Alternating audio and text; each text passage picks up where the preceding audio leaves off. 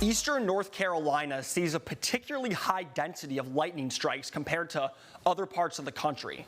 In fact, our state ranked 6th for lightning fatalities between 1995 and 2010. While lightning is dangerous, it can be beautiful when viewed from a safe distance.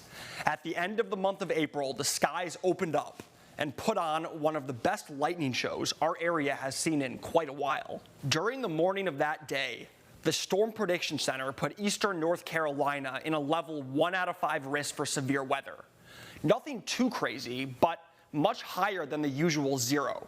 Loving weather the way I do, I drove out west near Raleigh that evening and watched a supercell thunderstorm develop about an hour before sunset. Here's your first supercell updraft, right? Notice the striations on it. Beautiful thunderstorm, rotating heavily.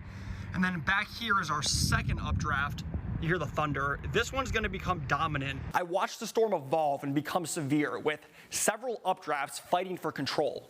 Check out this swirl above my head. I'd seen something similar to this on a storm chase in Montana. The storms matured as it got darker, and after driving through some hail, listen to it! Big hail coming down. Look at all the hail on the road. I emerged on the other side to one of the most impressive lightning shows I've seen in a while. The near constant flashes illuminated a sculpted storm structure as the mature supercell moved to the east.